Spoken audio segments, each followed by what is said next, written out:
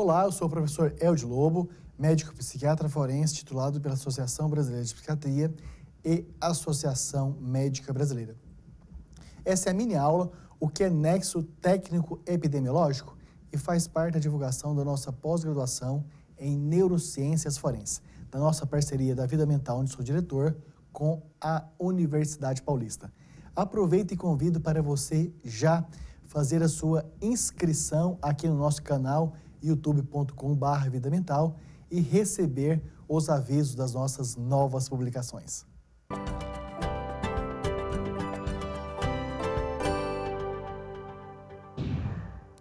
O que é nexo técnico epidemiológico? Essa é uma terminologia que está cada vez mais sendo usada e aplicada em várias questões deste contexto que tem uma interface entre a saúde e a doença mental e o direito do trabalho. Embora muito criticado, controverso, esta questão de nexo técnico epidemiológico, ela representa uma clara evolução e um grande progresso nesta interface da saúde com a justiça do trabalho. Então, esse dito nexo técnico epidemiológico é um método que aponta quais doenças e acidentes estão conectados com a prática de uma função profissional. Ao longo do tempo, foi se reconhecendo que alguns adoecimentos relacionados ao trabalho estão mais prevalentes, mais comuns com algumas atuações profissionais. Este é um estudo muito importante, porque sabendo que determinadas atividades laborativas têm um risco potencial maior do que outras de desenvolver alguns adoecimentos correspondentes, aumenta-se então a responsabilidade dessas empresas de fornecerem e desses funcionários de cobrarem meios de prevenção. Ora, algo muito óbvio.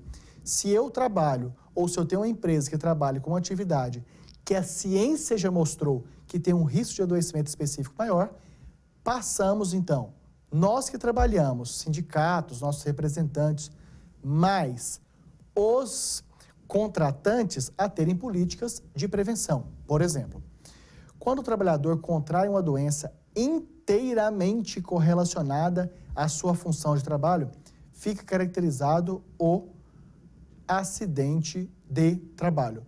Lógico que trata-se de uma temática sempre muito controversa, como, por exemplo, nós temos algumas situações que podem ser colocadas aqui, do indivíduo que trabalhava ou que trabalha, por exemplo, como segurança de carro forte e sofre um assalto, que é vítima de um assalto em que se leva a vultuosa quantidade de dinheiro, que essa pessoa fica sob ameaça e desenvolve a doença mental, transtorno de estresse pós-traumático.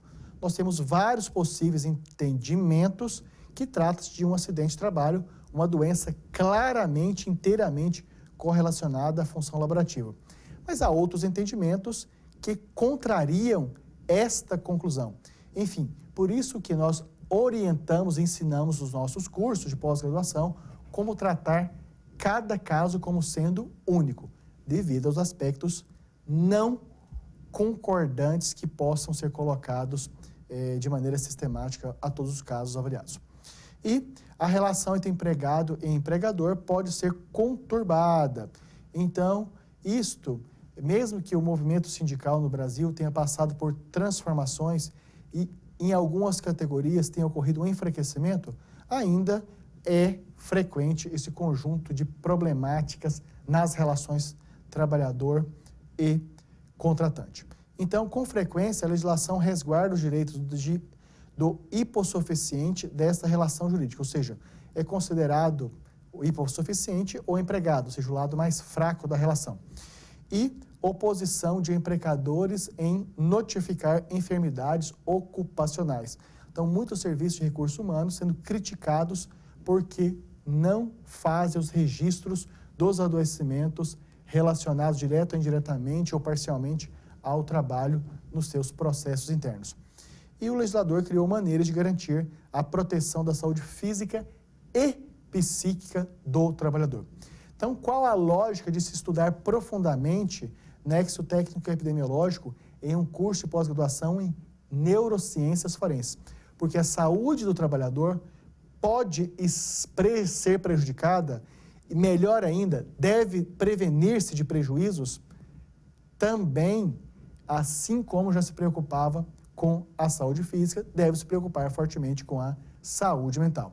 Ou seja, tem sim transtornos ansiosos relacionados total ou parcialmente à atividade de trabalho. Temos sim até quadros psicóticos, eu já avaliei, relacionados ao trabalho. E assim nós vamos explorar de maneira muito profunda na nossa pós-graduação. Então, a Lei 11.430 de 2006 institui este nexo técnico epidemiológico previdenciário como escolha na caracterização do acidente de trabalho.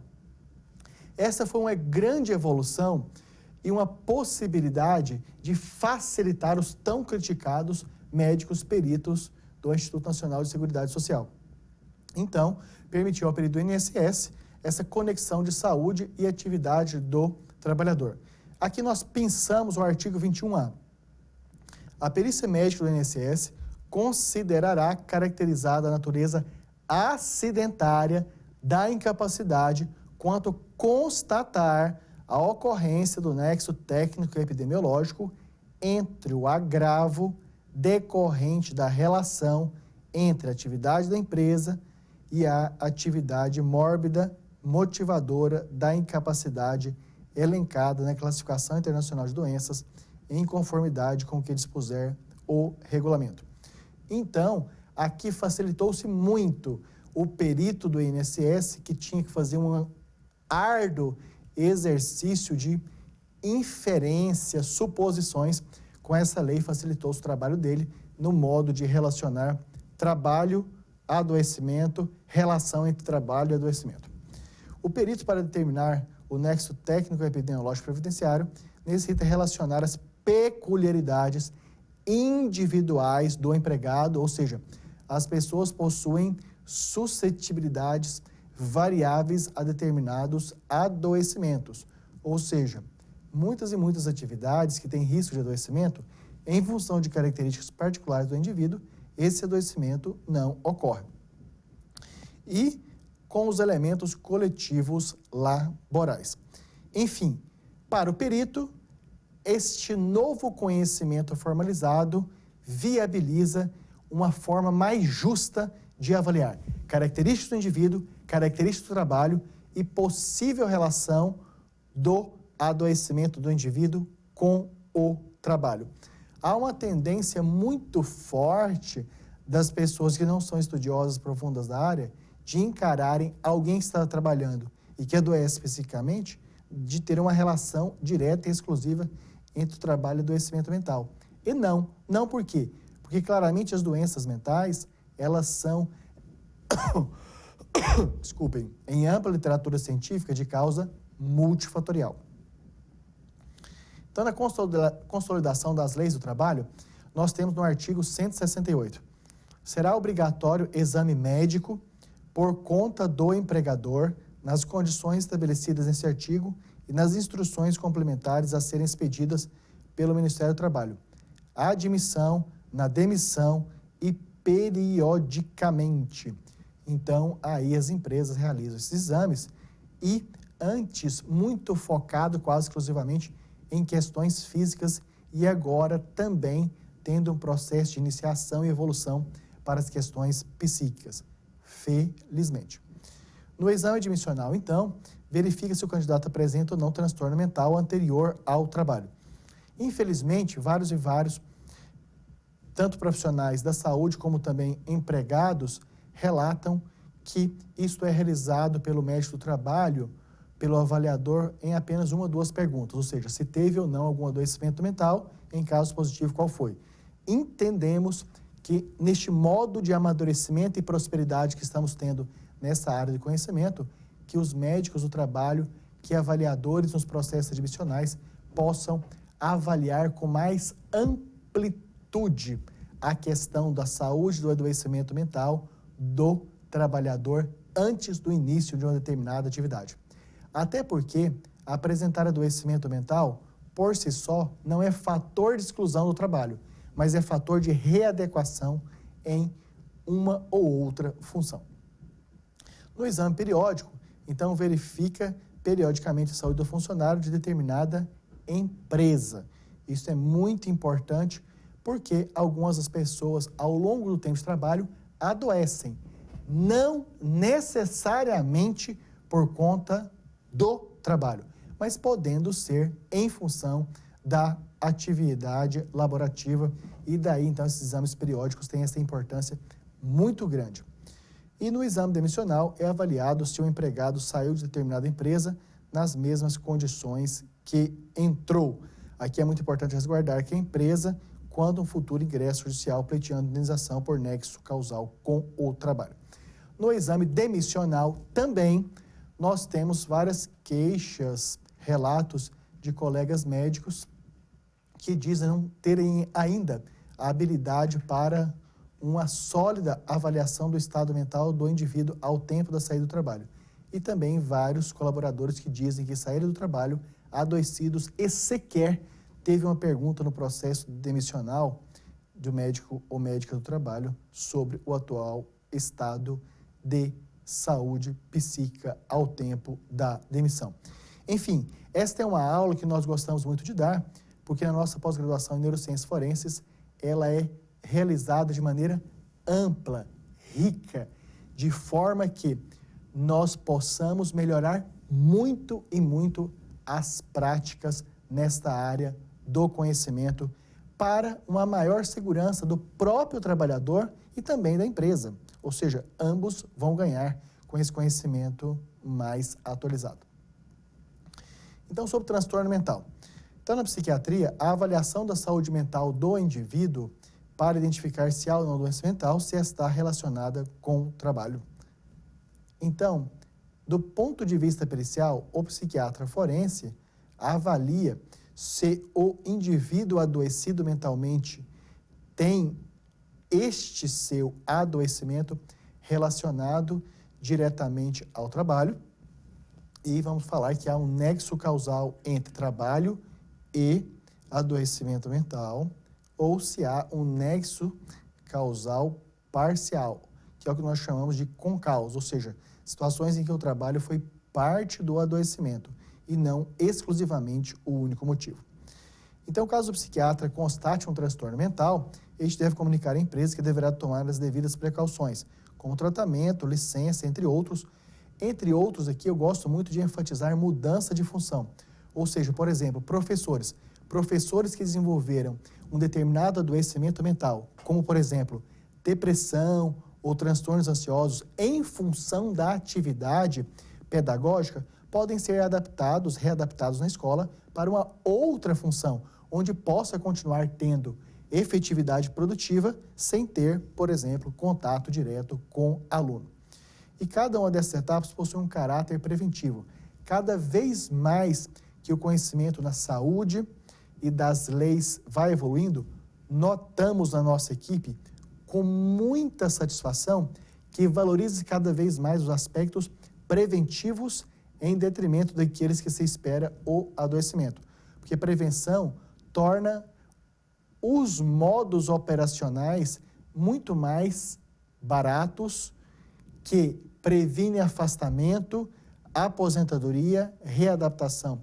Ou seja, e em saúde mental, de maneira simplificada para essa mini-aula, como que se faz isso?